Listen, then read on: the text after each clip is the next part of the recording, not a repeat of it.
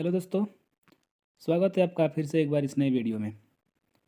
तो इसके पिछले वीडियो में हम लोग पढ़े थे अलैंगिक जनन की विधियाँ, जिसमें से 2 विधि देख लिए थे और तीसरा विधि हम लोग पढ़ने वाले हैं बीजाणु जनन। तो अगर आप पहला लेक्चर नहीं देखे हैं तो आई बटन में उसका लिंक आ रहा है, वहाँ पे आप देख सकते हैं, और डिस्क्रिप्शन बॉक्स में भी मैं उसका लिंक डाल दूँगा, वहाँ से भी आप देख सकते हैं। ठीक है, तो आइए समझते हैं बीजाणु जनन क्या है। देखिए, बीजाणु जनन का उदाहरण है राइजोपस। तो कैसे राइजोपस में यह जनन होता है ये समझते हैं। देखिए, ये आपको जो चित्र दिखाई दे रहा है, एक राइजोपस है जो एक प्रकार का कवक है। यह सामान्यतः अपने घरों में जो ब्रेड जो हम लोग खाते हैं और जो भोजन करते हैं, वह ब्रेड और भोजन कुछ दिन जब रह जाता है तो उस पर सफ़ेद सफ़ेद संरचनाएँ और काले रंग के धब्बे के रूप में वहाँ पे उभरने लगती है। वही है राइजोपस। ठीक है, तो उसमें किस तरह से जनन होता है ध्यान से देखिएगा।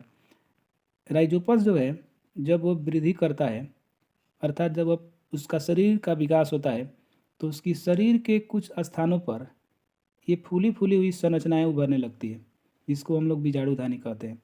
और इस बीजाणुधानी में सैकड़ों बीजाणु उत्पन्न हो जाते हैं।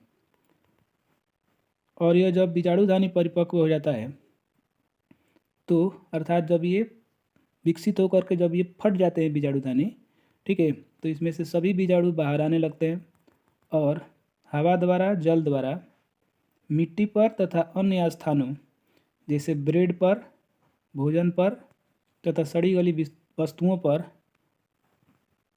चले जाते हैं। ठीक है, और वहाँ जा कर के वे उगने लगते हैं तथा नए राइजोपस को जन्म देते हैं। ठीक है, इस तरह से यह राइजोपस में एक बीजाणु जनन होता है। ठीक है, आइए इसका लैंग्वेज पढ़िए। यह जनन एक कोशिकीय और बहुकोशिकीय दोनों प्रकार के जीवों में होता है।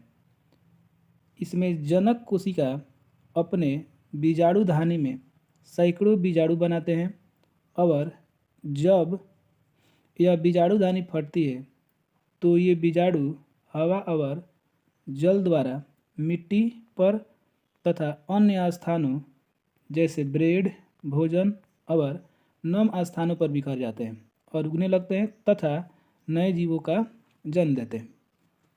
तो जैसा आप इस चित्र में अभी आप समझे हैं कि किस तरह से बीजाणु जनन होता है। ठीक है, अब चलिए हम अलैंगिक जनन की अगली विधि देखते हैं। इसे कायिक प्रवर्धन या कायिक जनन भी कहते हैं। ठीक है, कायिक का मतलब होता है तना, जड़ और पत्तियों से उत्पन्न होने वाला जनन। ठीक है, इसी को हम लोग बोलते हैं कायिक जनन। ठीक है, तो आइए इसका लैंग्वेज पढ़िए।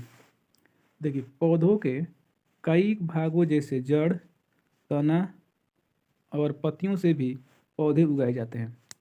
जनन की इस विधि को कायिक जनन या कायिक प्रवर्धन कहते हैं। ठीक है, इसमें कायिक भाग विकसित होकर नए पौधे उत्पन्न करते हैं।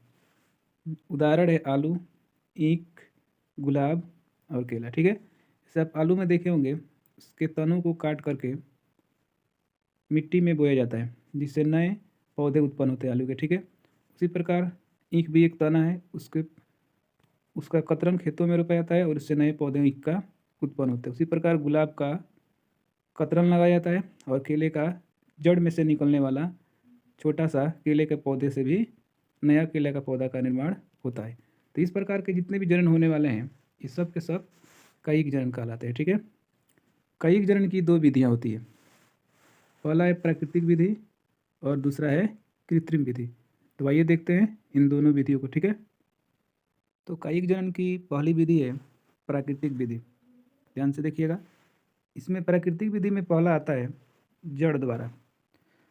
तो जड़ द्वारा देखिए कैसे नए पौधे का उत्पन्न होता है। जैसे मूली में, गाजर में और केला में, ये सब जड़ के द्वारा उत्पन्न होने वाले पौधे हैं। जैसे गाजर जो है मिट्टी में जड़ की दिशा की ओर क्या होता है, बढ़ करके एक नए गाजर का पौधा का निर्माण करता है। उसी तरह से शलजम भी जड़ में ही क्या होते हैं, विकसित होते हैं। उसी तरह से मूली भी, ठीक है, उसी तरह से चुकंदर भी। ठीक है, और केला के पौधे में भी जड़ से ही क्या होते हैं, एक छोटा सा केले का पौधा निकलता है। तो ये सब जड़ के द्वारा उत्पन्न होने वाले पौधे हैं। ठीक है, अब हम लोग देखेंगे प्राकृतिक विधि का दूसरा तना द्वारा। देखिए, आलू को तना माना जाता है दोस्तों। आलू जड़ नहीं है, तना है, ठीक है। तो आपने देखा होगा कि आलू को जब बोया जाता है तो कई टुकड़ों में से काट दिया जाता है। और ये आपको जो दिखाई दे रहा है, इसको हम लोग आलू का आँख भी बोलते हैं। इसको मिट्टी में बोने से ये फिर से नए आलू के पौधे तैयार होकर के अनेक उसमें आलू उत्पन्न होते हैं, ठीक है। ये सब तना द्वारा उत्पन्न हो रहा है। उसी तरह से ईख में भी होता है। देखिए दोस्तों, ईख को भी उसके तने को काट करके, ठीक है, उसको मिट्टी में बोया जाता है और उसमें भी छोटे छोटे नई कलिकाएँ होती है का एक भाग, वही धीरे धीरे एक मिट्टी के अंदर बढ़ता है और फिर दूसरा ऊपर की ओर बढ़ करके, ठीक है, नए के पौधे का निर्माण करता है। तो सब के सब तना द्वारा है, ठीक है। तो आइए अब हम लोग देखते हैं अगला। तो अब देखिए, प्राकृतिक विधि का ये तीसरा प्रकार है पत्ती द्वारा। देखिए, पत्तियों द्वारा भी नए पौधों का निर्माण होता है। इसका उदाहरण है ब्रायोफिलम। इसको पत्थर चट्टा भी बोलते हैं, ठीक है। ब्रायोफिलम का पौधा जो होता है, जब उसकी पत्तियां पौधों से अलग हो जाती है और वह ज़मीन पर गिरती है तो धीरे धीरे ये पत्ती सड़ने लगता है और सड़ने के साथ साथ पत्ती के किनारे से एक नया पौधा उत्पन्न होने लगता है और वह विकसित होकर के एक नए ब्रायोफिलम का पौधे का निर्माण करता है। और धीरे धीरे पुरानी पत्तियां ये क्या हो जाती है, गल करके ख़त्म हो जाती है और इससे नए नए पौधों का निर्माण हो जाता है।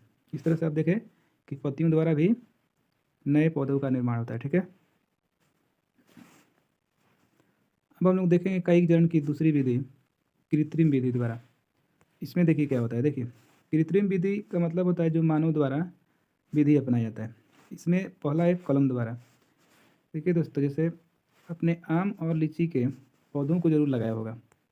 उसमें क्या होता है ना कि आम और लीची के एक पौधे से अनेक पौधों को बनाया जा सकता है, एक छोटा छोटा कलम काट करके, और उसको कुछ दिनों के लिए मिट्टी में रख दिया जाता है।